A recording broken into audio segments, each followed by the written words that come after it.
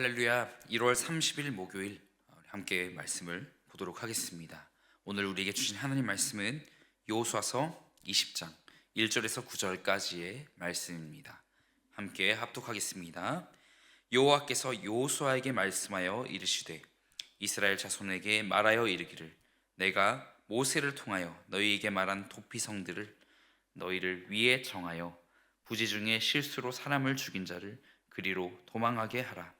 이는 너희를 위해 피의 보복자를 피할 곳이니라. 이 성읍들 중에 하나에 도피하는 자는 그 성읍에 들어가는 문어기에 서서 그 성읍의 장로들의 귀에 자기의 사건을 말할 것이요 그들은 그를 성읍에 받아들여 한 곳을 주어 자기들 중에 거주하게 하고 피의 보복자가 그의 뒤를 따라온다 할지라도 그들은 그 살인자를 그의 손에 내주지 말지니 이는 본래 미워함이 없이 부지 중에 그의 이웃을 죽였습니다.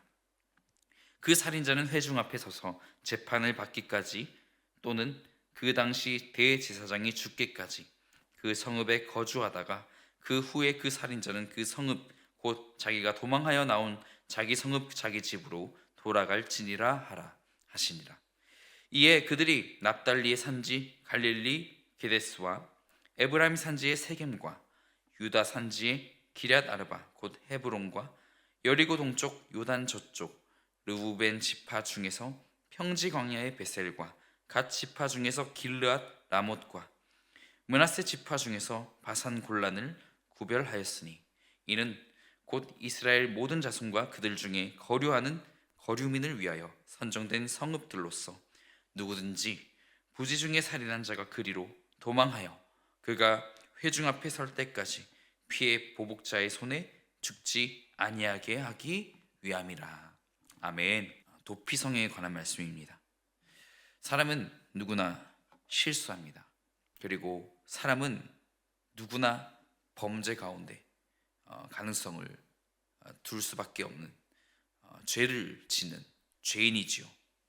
정말 모르고 저지른 범죄도 있겠지만 대부분 알고도 저지르는 그런 악함이 우리 안에 모두 자리 잡고 있습니다. 하나님께 회개하는 것과 또한 법에 따른 죄값을 받는 과정을 거치며 그런 것들이 용서되고 씻어지는 과정이 엄청난 시간이 걸리는 것이죠.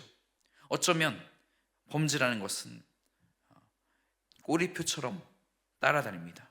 예수님이 아니고서는 절대 이것을 벗어날 수가 없지요.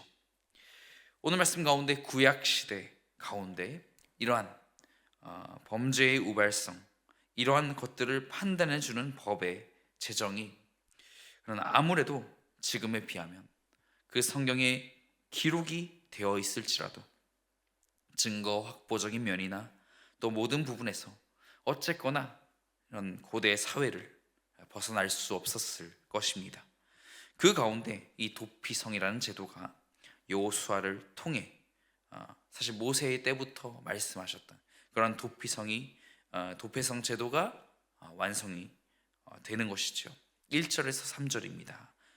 여호와께서 여호수아에게 말씀하여 이르시되 이스라엘 자손에게 말하여 이르기를 내가 모세를 통하여 너희에게 말한 도피성들을 너희를 위해 정하여 부지 중에 실수로 사람을 죽인 자를 그리로 도망하게 하라. 이는 너희를 위해 피의 보복자를 피할 곳이니라. 모세에게 그의 장인 이드로가 방문한 것처럼 오늘 여호와께서 여호수아에게 방문하셨습니다. 모세가 지도자로 있을 시절도 다르지 않았겠지만 여호수아의 그 이어지는 행정 처리 중에 범죄가 왜 없었겠습니까? 그 중에서 다루어지는 특히나 살인에 대한 그런 규정들을 보면 어땠겠습니까? 도피성이 있기 전에 얼마나 혼란 그 자체였을까요? 네, 요즘 들어 이렇게 범죄 도시 이런 영화 매체가 현대에만 있었던 일이 아닐 것입니다. 그 인구와 규모를 생각해 보십시다. 그 안에서 일어나는 다툼과 그러다가 살인이 일어나면 거기서 멈춰지지 않았을 것입니다. 보복도 반드시 일어났을 것이죠. 하나님은 여호수아에게 이에 관한 지혜를 주신 것입니다. 또한 말씀하신 것입니다. 또한 우리에게 말씀하시는 바가 있습니다. 이 도피성을 통하여서 무엇을 말씀하고 계실까요? 먼저 부지 중에 살인한 자로 판명할 수 있는 척도를 만들며 또 그러한 사람을 받을 곳을 짓고 도피성이라고 한 것입니다. 도피성은 우선 단순히 죽음을 피하는 것, 그것만이 목적이 되진 않았던 것 같습니다. 어쩌면 죄값을 치르는 것, 그만큼의 시간을 감당하는 것이라는 또 의미도 더해집니다. 먼저 5절은 피해 보복자를 피하는 의미로 기록이 되어 있는 것 같습니다. 피해 보복자가 그의 뒤를 따라온다 할지라도 그들은 그 살인자를 그의 손에 내주지 말지니 이는 본래 미워함이 없이 부지 중에 그의 이웃을 죽였습니다. 그러나 6절에서 결코 이것이 단순히 죽음을 피하기 위한 수단이 아니라는 것을 보여줍니다. 그런 가운데 저지른 범죄에 대한 시간과 값을 치르는 의미가 더해집니다. 6절을 읽겠습니다. 그 살인자는 회중 앞에 서서 재판을 받기까지 또는 그 당시 대제사장이 죽기까지 그 성읍에 거주하다가 그 후에 그 살인자는 그 성읍 곧 자기가 도망하여 나온 자기 성읍 자기 집으로 돌아갈지니라 하라 하시니라. 징역과도 같은 세월도 볼 수 있고요. 그 당시 대제사장이 죽기까지 시간은 얼마나 되겠습니까? 그런데요, 여기서 우리는 대제사장의 죽음이라는 것에서 단순히 이 의미만 가지고 있다는 것이 아니라는 것을 확인해야 합니다. 여기서 대제사장의 죽음, 그것은 이 땅에 오신 예수님을 대제사장이라고 이렇게 묘사하지 않습니까? 그 영원한 대제사장이신 예수님의 구원을 볼 수 있는 상징과도 같은 것입니다.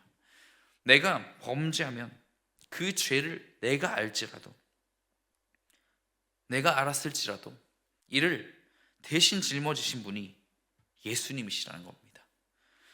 그런데요, 우리 안에 예수님의 흔적이 정말 있는 것이라면 속죄함에 대한 감동이 일어나야 합니다. 이 사건이 나와 관련이 없다는 것은 어떤 그 죄에 대한 이제 어떠한 책임과도 없고 또 아무렇지도 않게 다시 그 죄로 돌아가는 것 아니겠습니까? 나의 힘으로 감당하는 것이 아니라고 해도 주님, 내 죄를 감당하심에 감사합니다. 모든 죄인을 구원하시기 위해 이 땅에 오시고 십자가를 지신 예수님, 다시 사신 예수님, 제가 그 의미를 전하겠습니다. 예수님처럼 살아가겠습니다. 그렇게 선포할 수 있는 자녀, 그것이 정말 그리스도인의 참된 길이며 또 참된 자세인 줄로 믿습니다. 결론은 값없이 주어진 구원, 도피성, 또 나의 범죄 단순히 지우기 위함아니 또 자기 십자가를 지고 예수님을 따르는 것. 도피성은 이스라엘에게 있어 이런 구원의 목적을 담은 뚜렷한 제도였고 우리 믿는 자에게 도피성이신 예수님, 그 예수님이 살아 역사하심을 우리가 믿으면서 선포하는 그런 하루가 되시기를 예수님의 이름으로 축복합니다. 기도하겠습니다. 자비로우신 하나님 아버지, 나를 자녀 삼으신 은혜, 또 죄인인 나를 구원하신 은혜만도 감사한데 정말 도피성의 참된 의미를 알려주시고 그 의미와 같은 예수님께서 나에게 행하신 일을 알려주심에 감사드립니다. 예수님의 형상을 닮아 살아가게 하옵소서. 나로 인해 선한 영향력으로 세상의 모든 열방과 사람들이 예수님을 알게 되는 귀한 역사를 허락하여 주시옵소서. 귀한 하루를 주심에 감사드립니다. 이 모든 말씀 존귀하신 우리 주 예수 그리스도의 이름으로 간절히 기도합니다. 아멘.